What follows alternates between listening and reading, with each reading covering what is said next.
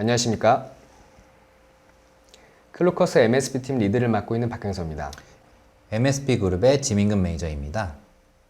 오늘 클라우드 마이그레이션을 고민 중이신 분들이 많이 참석해 주셨을 텐데요. 오늘은 두 개 주제 세션으로 클라우드 도입 전 고려할 사항과 운영관리 측면에서 도입 후 고려해야 할 사항을 워크로드 중심으로 한번 소개해 드리고자 합니다. 저희 클루커스는 클라우드 MSP 회사로서 안전하고 효율적으로 클라우드를 도입할 수 있는 방법과 이후 운영관리 방법까지 순차적으로 알려드리고자 하니까요. 오늘 웨비나가 귀사에 좀 많은 도움이 되었으면 하는 바람입니다.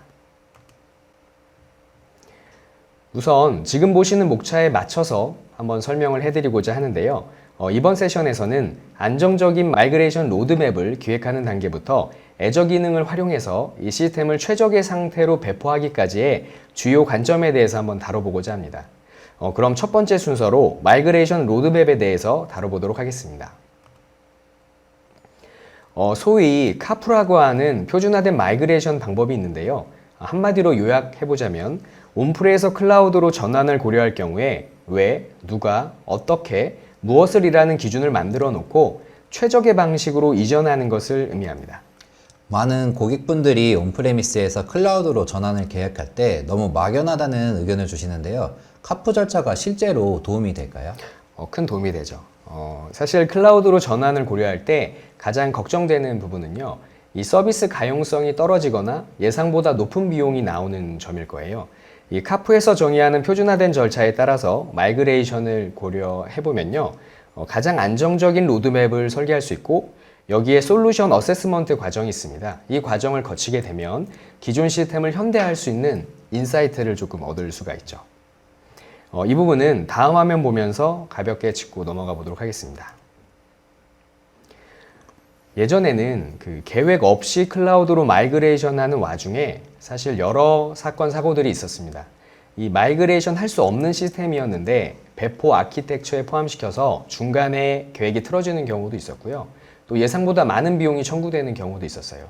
이런 경험을 거치면서 애저에서는 화면으로 보시는 것처럼 체계적인 어세스먼트 프로세스가 정립이 되었습니다. 그럼 어세스먼트를 통해서 고객분들이 느낄 수 있는 가장 큰 이점은 어떤 것이 있을까요? 크게 세 가지를 한번 꼽아보고 싶어요. 우선 이 계획과 데이터 수집 과정을 거쳐서 이 기존에 구성된 온프레미스 시스템에 대한 현황을 파악할 수 있고요.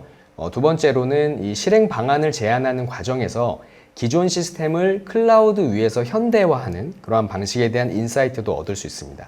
세 번째는 다음 화면 보면서 한번 진행해 볼게요. 지금 보시는 것처럼 좀 체계적이고 전문화된 결과 리포트를 받아보실 수가 있는데요.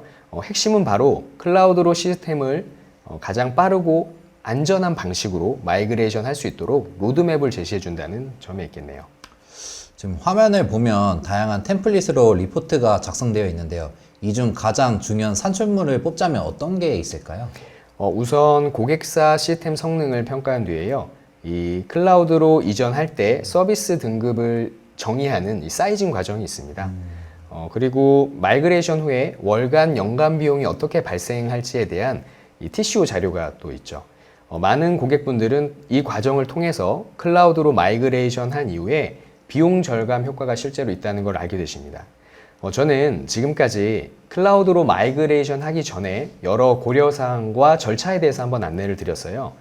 사실 마이그레이션을 하고 보면 왜 지금까지 내가 클라우드를 쓰지 않았을까 하는 생각이 들 정도인데요. 그만큼 시스템 환경이 개선된다는 걸 좀 느낄 수가 있죠. 그리고 또 클라우드 시스템에는 그만큼 많은 장점들이 있고요. 민근님, 이 장점에 대해서 한번 소개 부탁드리겠습니다. 네, 그 부분은 다음 화면 보면서 설명드리겠습니다. 먼저 클라우드 시스템을 도입하면 좋은 장점 요소 중 하나인 랜딩존이 있습니다. 랜딩존이란 단어가 생소한 분들이 많을 것 같아요. 예를 들어서 한번 설명해 주시겠어요? 네, 저는 랜딩존이 클라우드 도입 시 필수적인 요소라고 생각하는데요. 랜딩존에 대해 간단하게 말씀드리면 클라우드 환경을 구성하는 작업이라고 보시면 됩니다. 더 쉽게 표현하자면 이제 건물을 지을 시 이제 건물이 무너지지 않게 지지 기반을 만드는 작업이라고 생각하시면 됩니다. 애저에서 제공하는 서비스가 200개도 넘기 때문에 고객사 환경에 적합한 서비스를 찾아서 아키텍처를 작성하는 게 쉽지는 않을 것 같아요. 이런 과정을 통해서 완성되는 아키텍처가 랜딩존이다라고 이해하면 될까요? 네, 맞습니다. 랜딩존 구성을 한다면 많은 장점들이 있는데요. 첫째로 이제 보안으로 키관리 솔루션과 같이 워크로드 이제 운영에 필수로 사용하는 서비스가 애저에서 대부분 제공된다는 것입니다. 예를 들어 이제 키관리 시스템은 애저에서 키볼트로 대체 가능한데 랜딩존에 키볼트를 추가하여 패키지 형식으로 구성할 수 있습니다. 이러한 패키지를 배포하면 한 번에 필수 요소가 적용 가능한 거죠. 그 외에도 로그를 따로 저장하여 형상 관리도 가능하고 서비스 확장에도 패키지 형태로 제공하기 때문에 동일한 필수 요소를 배포하여 어려움 없이 적용 가능합니다. 좀 더 상세하게 항목별로 랜딩존에 대해 화면을 보면서 설명드리겠습니다. 화면의 표준 아키텍처에서 각 영역별로 관련된 리소스를 표시해 두었는데요. 먼저 계정 및 리소스 관리 영역은 파란색 선으로 표시하였는데 말 그대로 계정에 관련된 요소, 리소스 관리에 연관된 요소들이 포함되어 있습니다. 구성으로는 이제 구독, 애저 AD 등이 있고요. 그리고 거버넌스는 노란색으로 표시되어 있는데 정책 설정 가능한 펄리시가 포함되어 있고 빨간색 선으로 표시되어 있는 부분은 네트워크 영역입니다. 네트워크 분리 및 구성, 그리고 네트워크 관련된 보안 리소스가 네트워크 영역에 해당됩니다. 마지막으로 회색선으로 표시되어 있는 비즈니스 연속성은 시스템의 이제 가용성, 안정성을 높일 수 있는 부분으로 DR, 백업, 모니터링 등의 구성이 포함됩니다. 저희는 랜딩존을 방금 설명드린 4가지 항목으로 분류하여 구성하고 있습니다. 말씀해주신 내용을 정리해보면 애저에는 참 다양한 서비스가 있고 랜딩존은 많은 부분을 아우르고 있는 것 같아요. 정리하자면 클라우드로 마이그레이션 할 때 랜딩존을 이용하면 클라우드의 장점과 특징을 잘 살린 운영 환경을 구성할 수 있게 되는 것 같습니다. 그 계정이나 리소스 구조 설계는 또 고객사의 운영 환경에 따라서 많이 달라질 수 있는 부분인데요. 앞서 간단히 설명해 주셨지만 이 부분을 좀 더 상세히 말씀해 주실 수 있을까요? 네. 저희는 계정에 대한 필요 권한만 할당하고 리소스를 용도에 맞는 관리 그룹을 통해 논리적으로 분류하여 구축을 진행합니다. 그리고 애저 AD를 활용하면 상세한 권한 제어가 가능해지죠. 제가 예전에 이 전산실에서 AD를 관리할 때는 크게 계정이나 자산 그리고 그룹 정책 관리 업무가 있었거든요. 애저 AD도 같은 시스템이라고 보면 될까요? 네, 맞습니다. 윈도우 기반의 LDAP 서비스인 액티브 디렉토리를 애저에서 사용한다고 생각하시면 됩니다. 애저 AD에서 그룹 폴리시를 제외한 사용자 관리 기능을 제공해 주는 게 애저 AD라고 할 수 있고요. 여기서 가장 큰 장점은 AD와 같은 계정 관리 서비스를 애저에서는 무료로 사용할 수 있다는 것입니다. 그럼 리소스 관리는 어떻게 될까요? 그 AD에서는 도메인으로 서버를 연결하고 OU라고 하는 조직으로 구성해서 관리를 했었거든요. 크게 다르지 않습니다. 리소스 관리 방법에 대해서는 저희는 관리 그룹을 제안드립니다. 관리 그룹은 테넌트 그룹을 세분화하여 용도에 맞게 분류하는 그룹입니다. 간단하게 화면의 오른쪽 구성도를 보시면 예를 들어 설명드리겠습니다. 화면에서 맨 위에 루트 그룹을 게임 회사라고 했을 때 그 아래 운영 그룹, 개발 테스트 그룹, 마케팅 그룹을 부서별로 나누어 클라우드에 접속할 수 있도록 합니다.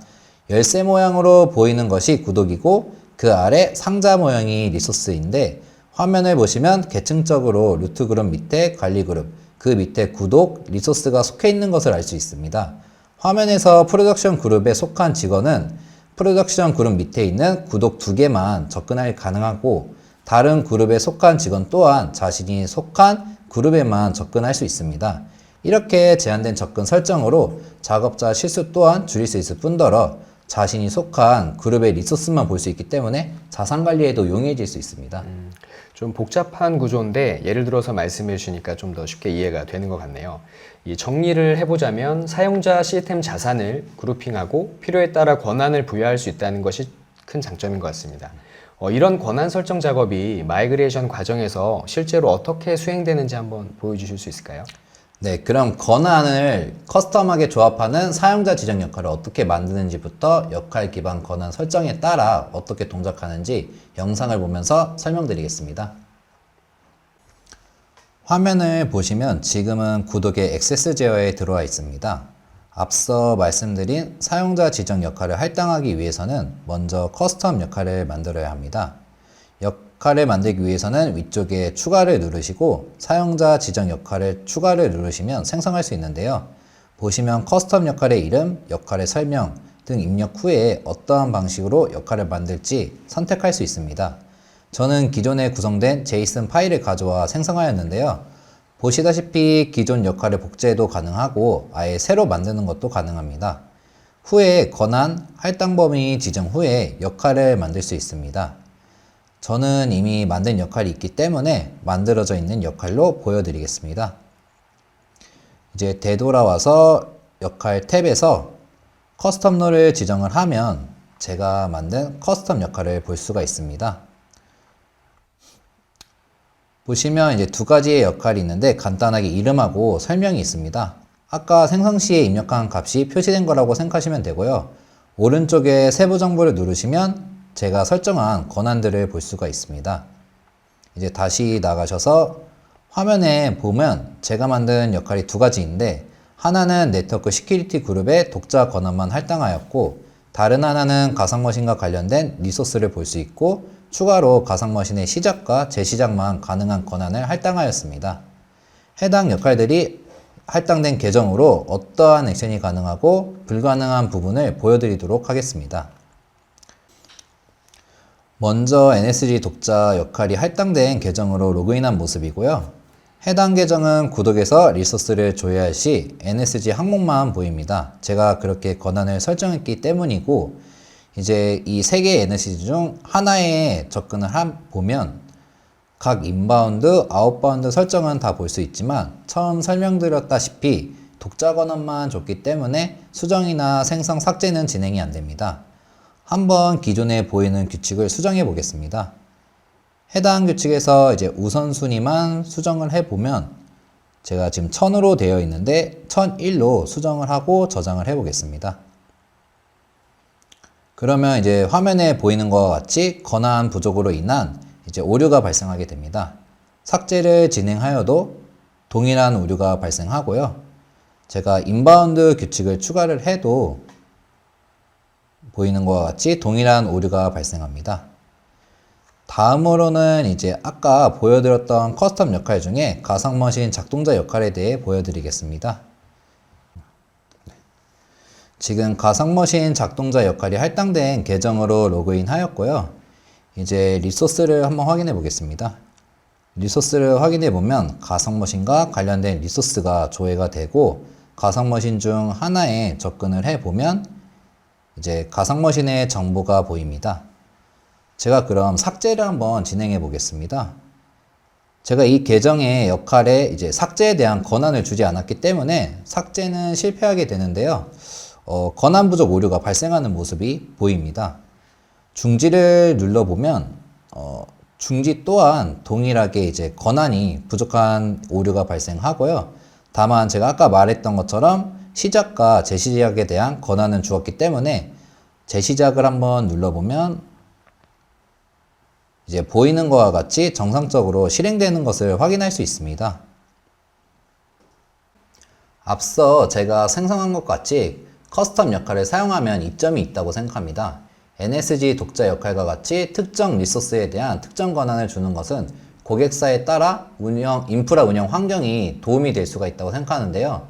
세분화된 조직 운영이 필요한 고객사인 경우 팀에 따라 제한된 권한을 설정하여 관리하면 조직 운영이 용이해질 수 있는 장점이 있습니다.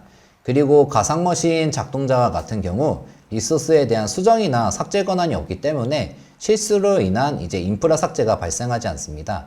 즉 작업자의 실수가 줄어들 수 있죠. 이처럼 저희는 애저에서 기본적으로 제공하는 역할뿐만 아니라 고객사 상황에 맞는 커스텀 롤 설정이 가능하며 최소한의 권한을 기준으로 계정을 관리하고 있습니다. 데모에서 말씀해 주신 것처럼 이 애저로 워크로드를 이전하게 되면 사용자 지정 역할을 활용해서 고객사 환경에 최적화된 구조로 설계를 할 수 있을 것 같네요. 안 그래도 요즘 계정 관리 문제로 인한 보안 이슈도 많이 발생하고 있고요. 말이 나온 김에 앞서서 랜딩존 아키텍처를 작성할 때 보안 표준을 참고해서 한다라고 말씀해 주셨는데요. 어떠한 보안 요소를 고려하는지 한번 설명해 주시겠어요? 네, 그 부분은 다음 화면 보면서 설명드리겠습니다. 많은 고객분들이 클라우드로 마이그레이션을 고려할 때 특히 보안 쪽에 질문을 많이 주시는데요. 보안에는 여러 관점이 있지만 저는 네트워크 구성 사례를 들어보고 싶습니다. 우선 가상 네트워크를 허브 앤 스포크 형태로 구분합니다. 화면에 보시는 것처럼 인터넷 통신이 허브 네트워크의 IDS, IPS 서비스를 거쳐서 들어오게 되고요. 스포크 네트워크는 사설 통신망으로 실제 워크로드가 운영되는 구성이라고 봐주시면 됩니다. 허브 네트워크를 보면요, 마치 온프레미스 환경에서의 DMZ 구간을 좀 연상시키는데요. 이렇게 구성하면 어떤 이점이 있을까요? 첫 번째로 공인 IP로 통신하는 영역과 사설 통신 영역을 나누기 때문에 악의적인 공격에 대해 예방이 쉽고 추적 또한 간단해집니다. 예를 들어 화면의 아키텍처에서는 허브 네트워크의 보안 관련된 리소스를 통해서만 외부에서 접근이 가능합니다. 이러한 구성에서 외부 공격이 발생하면 먼저 앞단의 파이어월 등의 리소스에서 차단을 하여 공격을 막고 만약 침투가 되더라도 파이어월의 로그만 확인한다면 공격에 대한 추적이 가능해집니다. 왜냐하면 모든 트래픽은 파이어월을 통해서 들어오게 구성했기 때문이죠. 두 번째로 확장성이 있는데요. 서비스 확장 시 허브는 동일하게 사용하고 스포크의 구성만 확장하여 연결하면 서비스 확장을 할 수 있어 확장이 간편해집니다. 그리고 세 번째로는 허브 네트워크에 배포된 파스 제품들이 있습니다. 일반적으로 온프레에서 와프 및 방화박 사용 시 트래픽에 따라 서버를 몇 개를 구성할지 고민을 합니다. 애저에서 방화벽, 와프, 베스천 등의 파스 제품으로 기본적으로 트래픽 증가에 따라 자동으로 함께 늘어납니다. 이처럼 자동으로 늘어나고 줄어드는 기능에 의해 안정성, 비용 최적화, 성능 효율성 등의 장점이 있습니다. 장점에 대해서 또 잘 설명해 주셨는데요. 이 온프레미스 환경의 보안 요소를 애저 위에 그대로 또 이식할 수 있을 것 같고, 여기에 확장성하고 비용 최적화도 가져갈 수 있다라고 정리가 좀 되는 것 같네요. 그런데 시스템 아키텍처를 작성할 때 이러한 기초 설계뿐만 아니라 실제 워크로드 동작에 필요한 아키텍처도 중요하잖아요. 민규님, 워크로드 설계에서는 어떤 고려 사항들이 있을까요? 고려해야 하는 요소로 크게 세 가지 관점에서 설명드릴 수 있을 것 같은데요. 먼저 요소 중 하나인 보안에 대해 다음 화면을 보면서 설명드리겠습니다. 설계 시 보안적인 관점에 대해서 설명드리겠습니다. 시스템 설계에서는 세부 설정 및 구성을 통해 보안적인 요소를 생각하여 시스템을 설계합니다. 이러한 보안적인 측면을 고려하여 설계를 진행하면 온프레미스와 같이 장비 도입 없이 클라우드에서 필요한 기능만 사용하기 때문에 시간 및 비용을 절약할 수 있습니다. 그리고 악성 공격 행위 탐지를 위한 정책을 애저에서 자동으로 업데이트 및 관리를 해주는데, 예로 이제 애저 와프에서는 국제 표준인 OWASP 적용을 하고 필수 보안 업데이트 사항은 애저에서 자동 업데이트 해줍니다. 또한 온프레미스와 클라우드 보안 이벤트를 동시에 수집하고 실시간으로 모니터링하여 활용 또한 가능합니다. 이러한 점 외에도 오른쪽 이미지를 보면 설정할 수 있는 보안 요소들이 있는데요. 잠시 살펴보자면 방화벽이나 네트워크 보안 그룹 같은 경우 인바운드, 아웃바운드 설정을 통해 허용되는 트래픽을 결정하고 인터넷으로 접근 가능한 스토리지 리소스 또한 사설 네트워크에만 접근 가능하게 만들 수 있습니다. 그리고 디스크 암호화 설정 및 허용된 특정 사용자만 접근 가능하도록 설정할 수 있습니다. 저희는 이러한 보안 설정 요소들을 고려하여 설계를 합니다. 앞서 지금 설명해 주시는 내용을 보니까요, 저희가 엔터프라이즈 고객사의 시스템 점검을 하면서 쌓아왔던 노하우가 좀 담겨 있는 것 같은 생각이 드네요. 그럼 SLA 부분도 한번 같이 설명해 주시죠. 제가 보안 못지않게 서비스 가용성 또한 매우 중요한 부분이기 때문에 설계 시 SLA를 중요 구성 요소로 고려하는데요.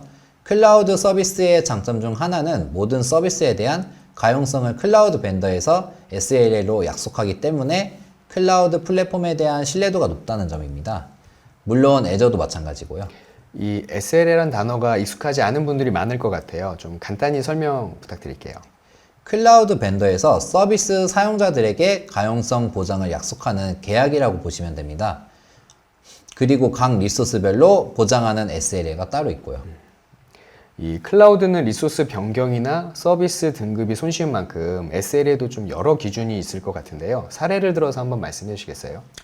예를 들자면 가상머신과 같이 OS 디스크 종류에 따라 아무리 같은 운영체제 혹은 같은 스펙의 가상머신이라도 SLA가 달라지기도 합니다. 그렇기 때문에 설계 기준과 엔지니어의 경험이 중요합니다. 화면을 보며 설명드리자면 이제 가상머신 운영체제 디스크 종류가 하드디스크일 경우 95%, 표준 SSD일 경우 99.5%, 프리미엄 SSD일 경우 99.9%의 SLA를 보장해 줍니다. 그리고 화면에서 맨 오른쪽 위 가상머신 두 개가 속해 있는 네트워크를 보면 두 개의 가상머신은 이중화를 적용할 시 99.5% SLA를 보장받게 되고요. 운영 비용이나 구축 시간들을 고려해야 하지만 저희는 기본적으로 SLA를 고려하여 설계를 진행합니다.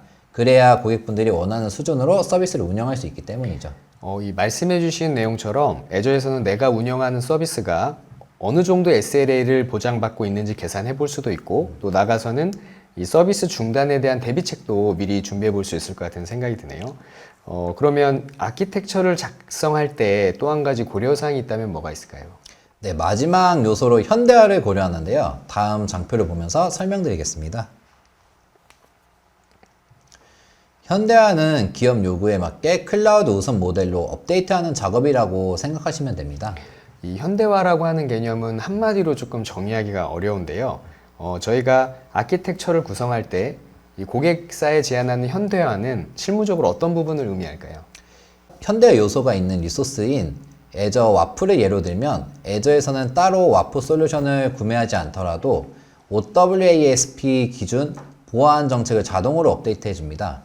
그리고 사용량이 많은 경우 인스턴스가 자동으로 늘어나는데 사용자는 물리 장비를 관리할 필요가 없습니다. 와프라는 기능만 임대해서 사용하는 방식이죠. 제가 예전에 전산실에서 근무했을 때 이 개발팀에서 웹 서비스를 개발한다는 요청을 받으면 이 전산실에 새로운 서버를 구매해서 OS 설치하고 어플리케이션도 설정하는 업무를 했었거든요. 이런 작업이 클라우드에서 현대화를 거치면 어떻게 좋아질 수 있을까요? 앱 서비스 기준으로 설명드리자면 앱 서비스는 우선 사용자가 더 이상 서버를 관리할 필요가 없습니다. 애저가 알아서 관리해주고 스케일링이 필요한 설정만 해두면 자동으로 늘어나죠. 거기에 사용자는 단지 개발을 위한 코드만 CI/CD로 앱 서비스에 배포해주면 끝납니다. 종합해보자면 현대화는 이제 오토 스케일링, 서비스 기능만 임대, 사용량에 따른 비용 지불 등의 기능만 활용하는 것으로 생각할 수 있는데요. 이와 같은 현대화 요소가 들어있는 리소스들을 활용한다면 안정성, 보안, 비용 최적화, 생산성, 성능 효율성 등 여러 측면에서 큰 이점이 있습니다. 항선님은 여러 고객사를 컨설팅하면서 애저와 다른 클라우드 플랫폼을 비교하신 경험이 있으실 텐데요. 다른 클라우드에서도 이러한 현대화가 가능할까요? 이 현대화가 제대로 되려면요, 사실 다양한 분야의 서비스가 이미 클라우드에 이식이 되어 있어야 하는데요. 저는 이 애저만한 서비스는 없다라고 생각하고 있습니다. 그럼 지금까지 설계 부분에 대해서 저희가 한번 살펴봤으니까요. 다음은 실제 배포 단계가 있을 것 같아요. 민구님, 배포에는 어떤 방식이 있을까요? 배포 방식으로는 이제 IAC 방식과 포털에서 설정하는 방식으로 나누어지는데요. 다음 화면에 이어서 설명드리겠습니다. IAC와 포털에서 배포하는 것은 이제 둘 다 장단점이 있습니다. 포털에서는 간단한 설정 변경이나 생성은 쉬울 수 있지만 같은 작업이 반복될 경우 수작업으로 또다시 반복해야 하는 불편함이 있죠. 그럼 IAC 방식은 어떨까요? 수동 배포의 단점을 IAC 방식이 많이 보완해 주는데요. IAC를 구성 시 대량 배포에 용이해지고 빠른 서비스 확장에 좋으며 인프라 일관성을 향상시킬 수 있는 장점이 있습니다. 애저에서는 IAC를 제이슨 형식의 암 템플릿을 활용할 수도 있고요. 쉽게 연동이 되는 테라폼으로 구성할 수도 있습니다. 제가 간단하게 작성한 IAC를 이용한 데모와 함께 이제 좀 더 자세히 설명드리겠습니다. 화면을 보시면 먼저 저는 프로젝트 02라는 리소스 그룹을 포함하여 안의 구성을 테라폼으로 코드화하였고 현재는 배포까지 완료했습니다. 이제 안의 내용 구성을 보시면 간단하게 서비스 제공을 위한 인프라 리소스가 있는 것이 확인이 되고 해당 인프라를 이제 암 템플릿으로도 확인할 수 있습니다. 이제 화면을 보시면 애저에서 기본적으로 제공하는 기능으로 리소스 그룹 기능 중에 이제 자동화의 템플릿 내보내기를 누르시면 확인 가능합니다. 먼저 첫 번째 장점으로 대량 배포에 대한 장점은 제가 지금 보여드리는 화면이 있는데 지금 보여드리는 화면처럼 구성이 코드화되어 모듈 형식으로 제공이 된다면 파이프라인 실행 한 번으로 위의 모든 리소스가 한꺼번에 배포가 됩니다. 코드를 통해 배포하지 않는다면 리소스 하나씩 생성해줘야 되는데 제가 여유롭게 생성을 해보면 30분 이상의 시간이 소요가 되고 코드로 배포를 한다면 10분 이내에 배포가 완료되는 걸 확인할 수 있습니다. 제가 이미 작성한 파이프라인에서 배포된 기록을 확인해 보겠습니다.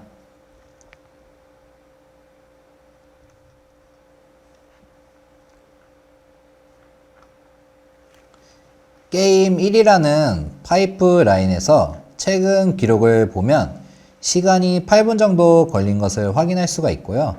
하나씩 수동으로 배포하는 것과 코드로 배포를 하는 것의 시간 차이는 배포해야 되는 리소스 수가 많아질수록 더 커지게 됩니다. 그리고 두 번째로 서비스 확장에 있어의 장점은 제가 프로젝트 02를 코드화했다고 말씀드렸습니다. 이제 포탈에서 한번 다시 돌아가서 리소스 그룹을 보시면 프로젝트 03이라는 리소스 그룹이 있고 안에 구성을 한번 보시면 구성 또한 프로젝트 02와 동일한 것을 확인할 수 있습니다. 저는 프로젝트 03을 배포하기 위해 이제 화면에 보여드리는 기존 코드를 이용하여 인프라 구성을 복제하였고 복제한 코드에서 테라폼 변수 파일의 간단한 변수값만 수정하여 배포하였습니다. 제가 한번 체크를 해봤는데 변수 수정부터 배포하는 데까지 약 10분도 걸리지 않았고요. 실제로 배포 시간만 확인을 해보면 기록이 있기 때문에 확인이 가능합니다. 이제 게임 2라는 제가 파이프라인을 한번 들어가 봐서 배포 기록을 한번 보시면 배포 시간만 약 4분 정도 걸린 것을 확인할 수 있습니다. 이처럼 IAC를 이용하면 코드를 재사용할 수 있기 때문에 서비스 확장도 간단해질 수 있는 장점이 있습니다. 마지막으로 일관성 부분을 말씀드렸는데 IAC를 이용하면 구성에 대한 코드를 가지고 있기 때문에 구성 변경 후에도 기존 구성에 대해 알 수 있습니다. 제가 그 구성을 보여드리기 위해 레포즈에서 일단은 코드를 여기서 확인할 수 있고요. 히스토리를 보면 코드의 이제 변경사항 이력도 확인이 가능합니다. 이제 커밋된 내용에 대해서 자세히 보면 이제 어느 파일이 변경되었고 코드의 어느 부분이 변경되었는지 확인할 수 있습니다. 그리고 이제 애저 데브옵스 툴 같은 데브옵스 툴도 이용을 한다면 이제 배포 이력도 같이 볼 수가 있는데요. 배포 이력을 보고 싶은 파이프라인을 선택해서 다음처럼 파이프라인 배포 이력도 확인할 수 있습니다.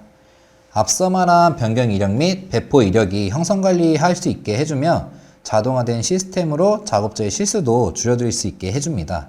이처럼 IAC를 이용하면 다양한 활용성과 장점이 있고 저희는 이러한 요소들 때문에 IAC를 이용하고 있습니다. 네, 데모 잘 봤는데요. 이 온프레미스 환경에서 마이그레이션 한 이후에 이제 배포 작업을 할 때 데브옵스가 언급되는 것만 봐도 어떻게 인프라가 코드화되고 있는지 저희가 잘 알 수 있는 부분인 것 같습니다. 그럼 지금까지 이제 배포에 대한 이야기를 진행해 봤고요. 다음으로는 서비스 안정화에 대해서 한번 살펴보겠습니다. 다음 화면 보면서 설명드릴 텐데요. 이 클라우드라고 해서 안정화 과정은 크게 다르지 않습니다. 옆에 화면과 같은 절차들이 있어요. 이 목표로 했던 가용성이나 성능에 부합하는지 확인하고 개선해 나가는 것을 의미합니다. 여기서 클라우드의 가장 큰 장점은요, 가상 머신이나 서비스 등급을 손쉽게 변경할 수 있다는 점입니다. 예를 들어서 예상보다 서버 성능이 과하게 설정됐을 경우에요, 스케일 다운 하는 데는 약 15분 정도가 걸리고요. 그 직후에 당연히 비용도 저렴하게 책정이 됩니다. 최근에는 보안에 대한 고객사의 요청 사항이 많아지고 있는데요. 이 부분은 어떻게 체크가 될까요? 저희 클루커스 MSP 그룹에서는 이 고객사의 ISMS 인증 심사를 위한 대응을 또 해주고 있습니다. 이러한 노하우를 가지고 주요 포인트를 점검하고 있고요. 네, 지금까지 이 워크로드 마이그레이션에 대한 주요 관점을 안내해 드렸는데요. 한번 정리를 해보자면 우선 서버로 옮기는 단순한 마이그레이션이 아니라요. 어플리케이션의 기능만을 클라우드로 옮기고 사용한 만큼 비용을 지불하는 현대화를 추구할 수 있다는 점이 크겠네요. 민근님은 어떤 점이 가장 큰 이점이라고 생각하세요? 배포한 아키텍처를 코드화시켜 버전을 관리하면서 아키텍처 자체를 자산으로 관리할 수 있는 점인 것 같습니다. 끝으로 소감도 한번 부탁드릴게요. 마이그레이션에 대해 오버뷰 느낌으로 간단하게만 설명드려 아쉬운 부분이 있지만 많은 분들에게 소개해드릴 수 있어 좋은 경험이었던 것 같습니다. 다음에도 이런 기회가 있으면 좋을 것 같습니다.